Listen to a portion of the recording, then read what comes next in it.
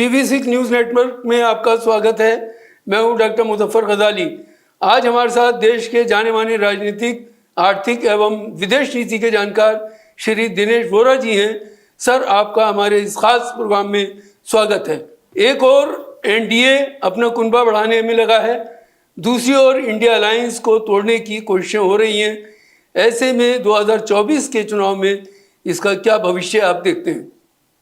जी, बहुत बहुत शुक्रिया आपका कि आपने मुझे आमंत्रित किया अपने प्रोग्राम के अंदर। फिलहाल जो स्थितियां ज़मीन पर हैं, NDA के लिए स्थितियां काफ़ी मजबूत हैं क्योंकि उनके पास मोदी जैसा एक मैजिकल लीडर है। इंडिया गठबंधन की शुरुआत तो अच्छी हुई थी, लेकिन बीच में जो सारी स्थितियां उभर के आईं और एक एक करके बिखरते चले गए। लेकिन अब जबकि चुनाव बिल्कुल सामने खड़े हैं, फिर से कुछ बिखरी हुई चीजें जुड़नी शुरू हो रही हैं। खासतौर से अखिलेश के साथ जो गठबंधन हुआ है कांग्रेस का, और केजरीवाल के साथ भी कुछ बातें अभी एक ठीक ठाक स्टेज पर हैं, जहां पर दिल्ली में भी गठबंधन हो सकता है। तो मुझे लगता है कि बिखरी हुई चीजों को समेटने की कोशिश की जा रही है, लेकिन अभी भी चीजें काफी दूर हैं क्योंकि संक्रमण काल की स्थिति है। हालात ऐसे हैं कि पल पल जो बदलाव आ रहा है किसान आंदोलन की वजह से, या फिर बहुत सारे प्रदेशों के अंदर जो ED CBI की रेड्स पड़ रही हैं, गिरफ्तारियां हो रही हैं, उनकी वजह से जनमानस पर भी एक असर पड़ रहा है। और इसलिए अभी से ये प्रेडिक्ट कर देना कि कोई एक गठबंधन, खासतौर से NDA, कोई बहुत बड़ी विक्ट्री की ओर आगे बढ़ रहा है, मुझे लगता है कि ये प्री मैच्योर होगा। हमें थोड़ा इंतजार करना होगा। और मुझे लगता है कि फिलहाल जो हालात हैं जमीन पर, बदले हुए हालातों के अंदर, अगर हम ये कहें कि अगर हम अभी से ठप्पा लगा के कह दें कि NDA जीतने जा रहा है और थंपिंग मेजोरिटी के साथ, तो मुझे लगता है ये अनुचित होगा, क्योंकि बहुत सारे राज्यों के अंदर शायद अगले एक हफ्ते तक स्थितियां बदली हुई आपको नजर आए। कर्नाटक में दिक्कत है बीजेपी के लिए, तेलंगाना में दिक्कत है, इसके अलावा महाराष्ट्र में भी दिक्कत है, बंगाल में दिक्कत है, बिहार में दिक्कत है। तो बहुत सारे लॉसेस जो हिंदी बेल्ट में हो सकते हैं, उनकी रिकवरी कहां से होगी, वो भी NDA के लिए चिंता की बात है। हालांकि इंडिया गठबंधन बीच में काफी कमजोर हुआ, नीतीश भी चले गए, और बाकी जो बिकरिंग सामने आई उसकी वजह से काफी इनकी किरकिरी भी हुई। लेकिन अगर समय रहते संभल जाएं और एक हफ्ता है, तो अभी भी स्थितियों को एक मुकाबले की स्टेज पर लाया जा सकता है, और ये एक तरफा मुकाबला नहीं होगा। मैं ये समझ के चलता हूं कि यहाँ पर एक टफ फाइट आपको देखने को मिलेगी।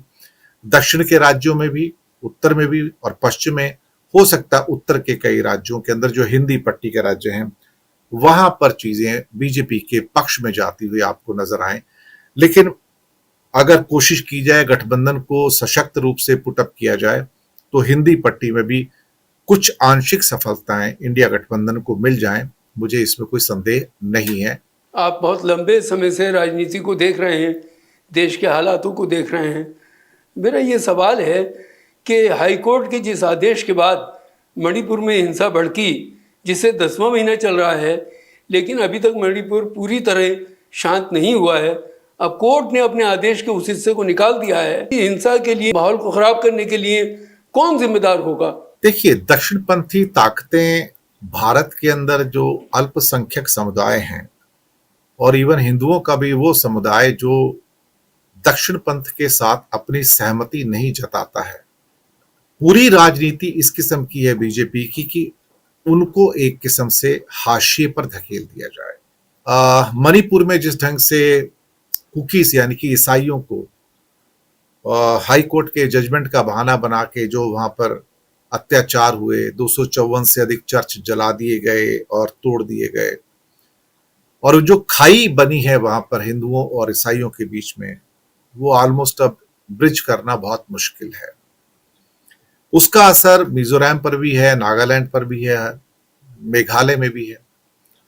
मुसलमानों को पहले ही एक किस्म से हाशिए पर धकेल दिया गया था। ना तो लोकसभा ना राज्यसभा में कोई उनका मुस्लिम मेंबर है बीजेपी का, ना ही कोई मंत्री है। जी। और अब सिखों के खिलाफ भी इस किस्म का एक पूरा दुष्प्रचार चल रहा है, जिसके अंदर वहां उनको खालिस्तानी, पाकिस्तानी, देशद्रोही बताया जा रहा है। तो एक किस्म से सभी माइनॉरिटीज जो भारत में इस समय है, जो मुख्य माइनॉरिटीज हैं, इसमें सिख भी हैं, ईसाई भी हैं और मुसलमान हैं, उनको डिस्क्रेडिट करने की कोशिश की जा रही है। ये दुखद है, लेकिन इस किस्म की राजनीति भारत जैसे जो एक हिट्रोजेनाइटी वाली सोसाइटी है, शायद हमें एक विनाश की ओर लेके जा रही है। अगर विष के बीज बोए जाएंगे तो पेड़ भी वही लगेंगे, फल भी विष के लगेंगे। शायद दक्षिण पंथियों को ये बात समझने में थोड़ा सा समय लगेगा कि जब तक वो समझ पाए तब तक देश में आग लग चुकी होगी, या देश के अंदर कुछ ऐसा इरिवर्सिबल लॉस हो चुका होगा जिससे निपट पाना बहुत मुश्किल है। जहां तक हाईकोर्ट के जजमेंट की बात है, तो अब वो बहुत लेट हो चुका है, क्योंकि बातें अब उससे बहुत ज्यादा आगे निकल चुकी हैं। अब ये कहना कि उनको मिलना चाहिए और नहीं मिलना चाहिए, अब उसका कोई मायना नहीं है, क्योंकि जो डिविजन्स हैं वो कंक्रीटाइज हो चुके हैं, और कंक्रीटाइज डिविजन्स इतनी जल्दी दोबारा से वापस नहीं आते। ऊपर से प्रधानमंत्री का नॉर्थ ईस्ट में ना जाना, और पहले ये कहना उससे साल पहले कि हम यही एक ऐसे प्रधानमंत्री जो 50 बार से ऊपर नॉर्थ ईस्ट का दौरा किया है, लेकिन अब शायद जब से मणिपुर की घटनाएं घटी हैं तब से वो नॉर्थ ईस्ट में कदम रखने से भी डरते हैं। इवन मिजोरम के अंदर जो चुनाव हुए थे, वहां उनकी एक सभा थी, वो भी उन्होंने कैंसिल कर दी। बाद में अमित शाह को जाना था, उन्होंने भी कैंसिल कर दिया। कहीं ना कहीं जो विद्रोह, आक्रोश, रोष जो लोगों में है, वो सिमरिंग हो रहा है, उसका अंदर ही अंदर एक ज्वालामुखी जैसे होता है। हम भी सिचुएशन को वेट एंड वॉच करेंगे, क्योंकि यहाँ पर एक लिटमस टेस्ट जो है भारत की जनता का है कि उन्हें किस किस्म के शासक चाहिए। वो शासक जो ब्रूटल फोर्स के साथ आपके ऊपर रूल करें, या फिर वो जो भारत जैसी विविधता को समझते हुए वहां पर कहीं ना कहीं एक सेंसिटिविटी के साथ रूल करें और उनकी आकांक्षाओं को पूर्ण करें, संवाद को स्थापित करें। क्योंकि आज नॉर्थ ईस्ट में संवादहीनता की स्थिति है, बाकी भारत में भी संवादहीनता की स्थिति है। चीजों को एनफोर्स किया जा रहा है, इम्पोज किया जा रहा है, which probably will not be liked by the people. लेकिन एक बड़ा वर्ग ऐसा है जिसको शायद ये डिक्टेटोरियल जो रिजीम है पसंद आता है, जो डिक्टेटोरियल चीजें हैं पसंद आती हैं। लेकिन ये टेस्ट उन लोगों का है जिनका सेकुलरिज्म में विश्वास है और जो डेमोक्रेटिक वैल्यूज में विश्वास करते हैं कि वो जब बाहर निकल के आएंगे तो वो किसको वोट देंगे। सर, सत्यपाल मलिक अपने आप को किसान कहते रहे हैं, वो बीजेपी का हिस्सा भी रहे हैं, वो गवर्नर और मेंबर पार्लियामेंट भी रहे। अब उनके खिलाफ सीबीआई की उस मामले में इंक्वायरी शुरू हुई है जिसके शिकायत उन्होंने खुद अपने वक्तव्यों में की। इसी तरह सुब्रमण्यम स्वामी हैं, जो मोदी और उनकी सरकार के विरुद्ध हमेशा बोलते रहे हैं, लेकिन उन पर कोई कार्रवाई नहीं होती। इसका क्या कारण है? क्या सतपाल मलिक पर कार्रवाई कुछ 24 के इलेक्शन में अपना रंग दिखा पाएगी? देखिए, दो चीजें हैं। वेस्टर्न यूपी के अंदर जो जाट समुदाय है उसका अच्छा खासा प्रभुत्व है। अब होता क्या है ना कि जयंत चौधरी के जाने के बाद कोई जाट लीडरशिप बची नहीं वहां पर। तो सत्यपाल मलिक अपने बयानों के द्वारा एक फॉर्मिडेबल अपोनेंट के रूप में उभर रहे थे, और उनका प्रभाव है, जाट समुदाय में प्रभाव है। भाजपा को डर ये लगा कि अगर सत्यपाल मलिक थोड़े से और स्ट्रांग हो जाते हैं तो ये हमारे लिए वेस्टर्न यूपी के अंदर कई सीटों पर बड़ा खतरा बन सकते हैं, और कहीं खुदा ना खास्ता अगर ये किसी सीट पर खड़े हो गए इंडिया गठबंधन की ओर से तो हमें लेने के देने पड़ सकते हैं। इसी को ध्यान में रखते हुए, हालांकि वो तो कंप्लेनेंट थे, वो तो कोई एक्चुअली उसमें एक्यूज तो है नहीं, वो तो विटनेस है एक किस्म से। लेकिन विटनेस के घर में जाके विटनेस को प्रताड़ित करना, और जो उसके अंदर इन्वॉल्व थे, जिनकी कंप्लेंट थी राम माधव की, जो कि आरएसएस के और बीजेपी के मेंबर थे, और अनिल अंबानी, और वो स्कॉट फ्री हैं, ये दुख की बात है वहां पर सरकार के जो मूव हैं ये बूमरैंग करेंगे। जहां तक सुब्रमण्यम स्वामी की बात है तो वो तो नॉन एंटिटी है, मोदी के लिए वो कोई बहुत बड़ी अहमियत नहीं रखते, सिवाय इसके कि कुछ ट्विटर पे आके 2-4 अपना ट्वीट करते रहते हैं।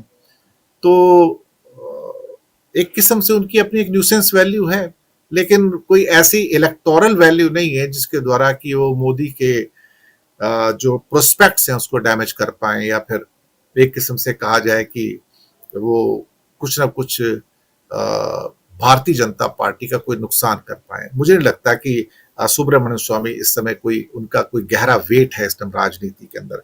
हाँ, बस ये है कि मनोरंजन की दुनिया में उनका एक नाम है इस समय।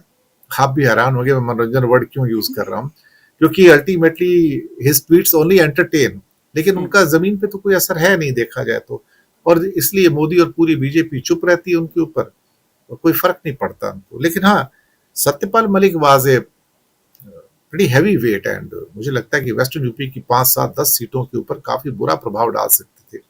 लेकिन इस ढंग से शायद एक फेटल मिस्टेक की है मोदी गवर्नमेंट ने कि सत्यपाल मलिक को दबाने का मतलब है कि कहीं ना कहीं वो जो एक दुखती रग है वो मुझे लगता है कि शायद इनके लिए फेवरेबल पॉइंट्स लेकर नहीं आएगी और ये बूमरैंग करेगी, उनका नुकसान ही होगा इससे। जी, एक तरफ सर किसान दिल्ली आना चाहते हैं, किसानों की अपनी समस्याएं हैं, उनके ऊपर आंसू गैस छोड़े जा रहा है, उनके ऊपर गोलियां बरसाई जा रही हैं, लाठीचार्ज हुआ, रास्ते में गड्ढे खोदे गए, कीले गाड़ी गई, तार लगाए गए, और दूसरी तरफ बीजेपी गांव परिक्रमा यात्रा शुरू कर रही है। क्या इन दोनों का कोई मेल है?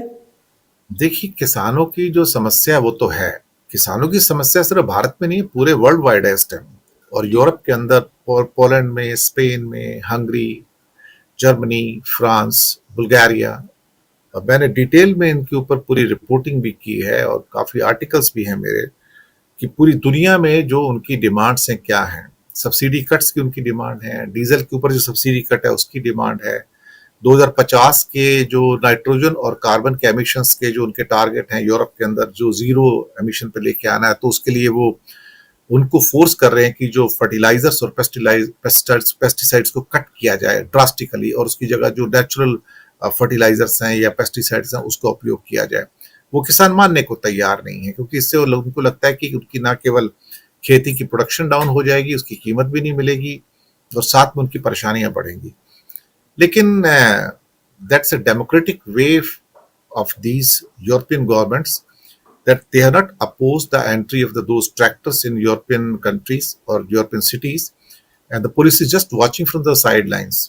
They are not acted upon, they are not used any kind of force, and rather government has taken the steps just to come down and talk to them, and also took some decisive, you can say, decisions, wherein some of the decisions with regard to the cut to the subsidy have been postponed indefinitely or have been proposed that they will be done in a phased manner. तो वो वहां पर बातें हैं, भारत में MSP की बातें हैं, कुछ और डिमांड्स हैं, लेकिन यहाँ पे जिस ढंग से बल प्रयोग किया जा रहा है और उनको एक किस्म से दुश्मन के तौर पर, राष्ट्रद्रोही के तौर पर साबित किया जा रहा है, खालिस्तानी कहा जा रहा है, तो इसके परिणाम भी फिर अच्छे नहीं होंगे। सरकार शायद ये सोच के चल रही है कि हमने पिछली बार थोड़ा इनको ज्यादा रास्ता दे दिया था, तो इस बार इनको यहीं पर क्रश कर दिया जाए। शायद वो पंजाब के इतिहास से वाकिफ नहीं है।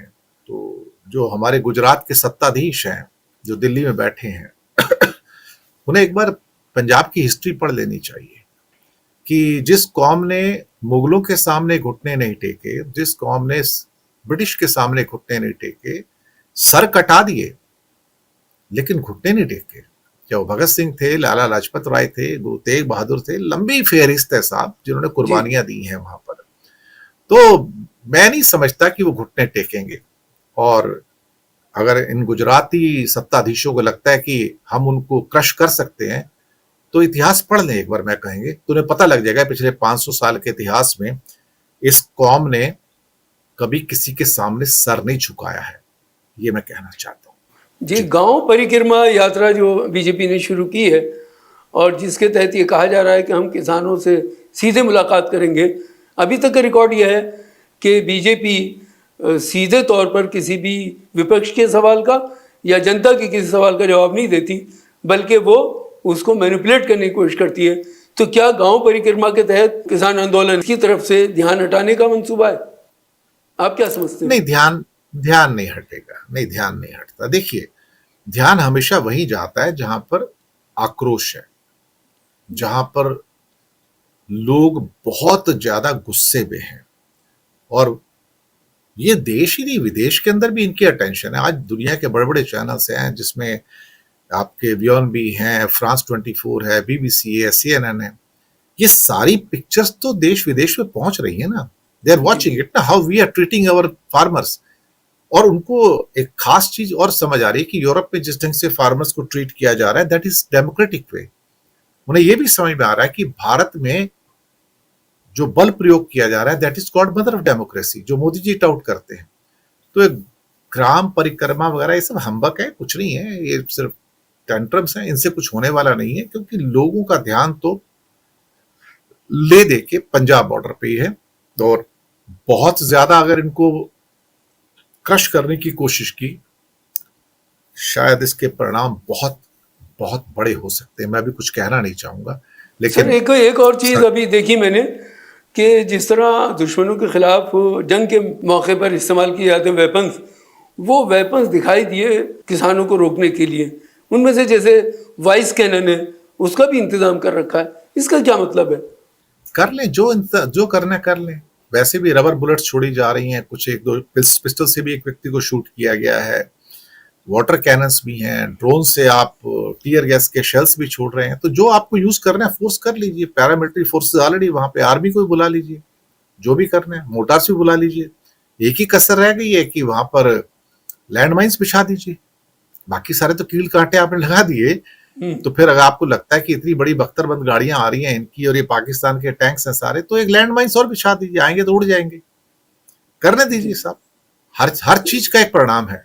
जो बीज आप बो रहे हैं उसके परिणाम हैं, और आपको उन परिणामों के लिए तैयार रहना चाहिए। सर एक तरफ मोदी जी राम मंदिर के इनॉग्रेशन से पहले से मंदिर मंदिर घूम रहे हैं। अभी हाल में वो महसाणा गए, महसाणा में महादेव मंदिर में उन्होंने प्राण प्रतिष्ठा की और लगातार वो घूम रहे हैं। दूसरी तरफ जो ईडी, सीबीआई और उनके जो संवैधानिक संस्थाएं, वो अपोजिशन के लोगों को टारगेट कर रही हैं। तो क्या एक तरह का डर का माहौल पैदा करके धर्म की चाशनी के अंदर डुबोकर वोट हासिल करना चाहते हैं? मकसद क्या है इसका? देखिए, सब सत्ता की लड़ाई है ये, जहां से मर्जी आप देखिए। और जहां तक धर्म की बात है तो फिर पाखंड और आडंबर तो आरएसएस और बीजेपी के डीएनए के अंदर है, वो कोई पहली बात तो है नहीं।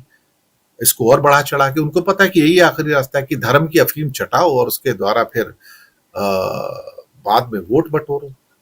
लेकिन हर चीज की एक सीमा होती है। ये टेस्ट भारत की जनता का है, ये टेस्ट भारत के हिंदुओं का है कि आपको किस किस्म का निजाम चाहिए, कैसा शासन चाहिए। अगर इनको यही शासन चाहिए, इनको पसंद है ब्रूटल ऑटोक्रेसी, अगर पसंद है तो ठीक है, सो बी इट, हम भी तैयार हैं उसके लिए। लेकिन एक बहुत बड़ा तबका जनता का ऐसा है जो इनको पसंद नहीं करता है। अब ये उनका टेस्ट है, ये जनता का टेस्ट है। अब ये एनडीए वर्सेस इंडिया गठबंधन की लड़ाई नहीं है, अभी जनता की लड़ाई है। अगर जनता चाहती है कि उनको ये निजाम बहुत पसंद है और वापस आने, तो आ जाए, सो बी इट, हम उसके लिए तैयार हैं। देखिए, सभ्यताओं का विनाश या विकास ऐसे ही होता है। संक्रमण काल आएंगे, संक्रमण काल जाएंगे। कोई आइडियल स्थिति तो राजनीति में होती नहीं, देशों में होती नहीं है। और इस किस्म की परिस्थितियां हम इजराइल के अंदर भी देख रहे हैं, जहां वो फिलिस्तीन को पूरा नेस्तनाबूद कर दिया उन लोगों ने। और जिस किस्म के भी जो प्रस्ताव आते हैं संयुक्त राष्ट्र संघ के अंदर सीज फायर के, उनके अगेंस्ट वीटो कर दिया जाता है। और भी कई देश हैं जहां पर आक्रोश है। यूक्रेन की वॉर अभी तक खत्म नहीं हुई है। तो बहुत सारी चीजें हैं। तो इस समय एक किस्म से एक पूरी दुनिया के अंदर एक दक्षिणपंथी रूथलेसनेस चल रही है। तो भारत भी उसी का एक पार्ट है। तो उसको हमें आइसोलेशन में ना देखें तो ज्यादा अच्छा है। तो एक संक्रमण काल है, पहले वाले वक्त नहीं रहे, ये भी नहीं रहेंगे, ये भी चले जाएंगे। तो ऐसी कोई बात नहीं है जी। सर एक चीज़ अभी देखने को मिल रही है, संदेश खाली का जो इशू है उसको इतना बढ़ा चढ़ा कर पेश किया गया। वेस्ट बंगाल की समस्याओं को लेकर ये कहा जा रहा है वहाँ लॉ एंड ऑर्डर की सिचुएशन सही नहीं है, वहाँ हालात बहुत ख़राब हैं। और दूसरी तरफ हल्द्वानी के अंदर जो इन्होंने कियोस्क क्रिएट किया, जबकि वो मामला अदालत में पेंडिंग था। तो जहाँ जहाँ बीजेपी की अपनी सरकारें, वहाँ कुछ इश्यूज होते हैं तो उस पर कोई कार्रवाई नहीं होती, लेकिन अपोजिशन की कहीं सरकार है उसकी छोटी छोटी चीज़ को बहुत बड़ा चढ़ाकर पेश किया जाता है। इसके पीछे क्या लॉजिक है? देखिए, राजनीति है। बंगाल में ममता बनर्जी कमजोर पड़ रही हैं, इसमें कोई शक वाली बात नहीं है, उनका जादू भी कमजोर पड़ रहा है। भारतीय जनता पार्टी को वहां पर एक अपॉर्चुनिटी नजर आ रही है कि हम उस वैक्यूम को ऑक्युपाई कर सकते हैं जो कांग्रेस और सीपीएम ने वहां पर छोड़ा है। हल्द्वानी का जहां तक सवाल है, दरअसल फिर वही बात है, अब्दुल की चूड़ी टाइट करनी है। जब चूड़ी टाइट करनी है तो कैसे करोगे? तो औरतों का मसला है नहीं, सिर्फ वोटों का मसला है और कुछ नहीं है। ये अभी चुनाव खत्म हो जाएंगे तो ये भी खत्म हो जाएगा सारा का सारा। अदरवाइज ये सारे यूसीसी, सीएए, एनआरसी, ये सारे मुद्दे चुनाव के टाइम क्यों उछलते हैं? 370 फिर से क्यों उछाला जा रहा है? कुछ नहीं साहब, वोट चाहिए इनको। अभी वोट खत्म हो जाएंगे, उसके बाद देखिए ज्यादा गहरे में जाएंगे, ज्यादा एंटागोनाइज करेंगे कम्युनिटीज को, तो उसके परिणाम हैं। Let's be ready for that. मैं तो यही बात के चलता हूँ। बाकी ममता को भी केयरफुल रहना चाहिए। Mamata is slightly going off the track, तो उनको भी समझना चाहिए कि शासन इस ढंग से नहीं चल सकता जैसे वो भी चलाने की कोशिश करती है। मेरा सर आपसे आखिरी सवाल यह है, भारत में डेमोक्रेसी का भविष्य आप क्या देखते हैं? देखिए, रिजीम्स आएंगे, रिजीम्स जाएंगे, इस बात की कोई गारंटी नहीं है कि डेमोक्रेसी अपने हेल्दी मैनर के अंदर बरकरार रहेगी, कोई गारंटी नहीं है। अभी भी नाम तो डेमोक्रेसी है, पर जो हम फेस कर रहे हो तो ऑटोक्रेसी है ना। और हमें तो इलेक्टोरल ऑटोक्रेसी का खिताब वीडम से मिल ही चुका है। इवन पार्टली डेमोक्रेटिक हम हैं, ये अमेरिका का फ्रीडम हाउस की रिपोर्ट भी कहती है। तो ये चीजें दुनिया में सब जगह हैं। इवन नेतन्याहू क्या है, वो भी तो डिक्टेटर ही है ना, डेमोक्रेटिकली चुनकर आते हैं। एर्डोगान टर्की में चुन के आते हैं, वो कौन है फिर? इससे पहले बोल्सोनारो थे, अब लूला डिसिल्वा है, तो दोनों ही एक जैसे हैं। बोल्सोनारो भी एक डिक्टेटर थे। तो ये डिक्टेटोरियल जो टेंडेंसी है, this is a trend basically which we call is a decline in democracy all over the world. ये कोई नई चीज नहीं है। तो ये ट्रेंड सब जगह देखने को मिल रहा है कि लोग इलेक्ट होके आते हैं but then behave like dictators. ये चीजें हैं और मुझे लगता है कि सभ्यता का हिस्सा है और ज्यादा परेशान होने की जरूरत नहीं है। मुझे ऐसा लगता है कि मोदी जब जाएंगे तो जाते जाते बीजेपी का वही नुकसान करके जाएंगे जो इंदिरा गांधी जाने के बाद कांग्रेस का नुकसान करके गई थी। क्योंकि when a person becomes bigger than the party, not only he damages himself, he damages the entire institution through which he had come to the fore as a premium leadership.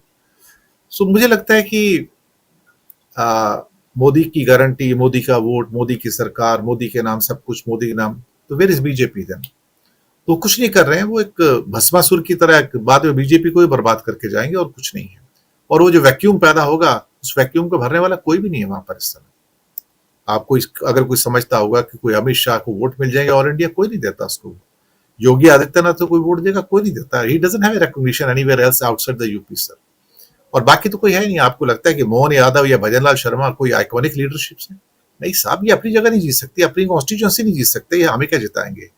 Rajnath Singh को अपनी कॉन्स्टिट्यूंसी जीतने के लिए लखनऊ में भागना पड़ता है। वो गाजियाबाद में थे पहले, उनको यकीन नहीं था कि वहां से जीत सकते हैं। तो वो BJP will also suffer the same fate what Congress has suffered after Indira Gandhi. So I don't have any doubt that democracy will survive, but maybe hiccups, it will remain there. So let's be ready for all kind of things which may come our way. And as एक sentence में क्या कहेंगे democracy के भविष्य के लिए? अभी जिंदा रहेगी, मरेगी नहीं इतनी जल्दी। अभी जिंदा, अधमरी हो गई है लेकिन जिंदा रहेगी, फिक्र मत कीजिए जी। हमारे साथ बात करने के लिए बहुत शुक्रिया सर, आपने समय निकाला और हमारे सारे सवालों का बड़ी खूबसूरती से आपने जवाब दिया। बहुत बहुत शुक्रिया। हमारे चैनल TV6 न्यूज़ नेटवर्क को सब्सक्राइब कीजिए, लाइक कीजिए, शेयर कीजिए और अगर हमारा ये वीडियो पसंद आया हो तो कमेंट कीजिए, क्योंकि हम आपके तमाम सुझावों को बहुत ध्यान से पढ़ते हैं और उसके मुताबिक अपने कार्यक्रमों को और बेहतर बनाने की कोशिश करते हैं। अब आप हमें इंस्टाग्राम, ट्विटर पर भी फॉलो कर सकते हैं, फेसबुक पर भी हमारा पेज है, उसे भी लाइक कर सकते हैं। आपसे यह आग्रह है कि हमारी वेबसाइट पे जाकर भी हमें सब्सक्राइब कर सकते हैं और हमारे दूसरे प्रोग्रामों को भी देख सकते हैं। बने रहिए हमारे साथ। इसी तरह के और कार्यक्रम देखने के लिए बहुत बहुत शुक्रिया।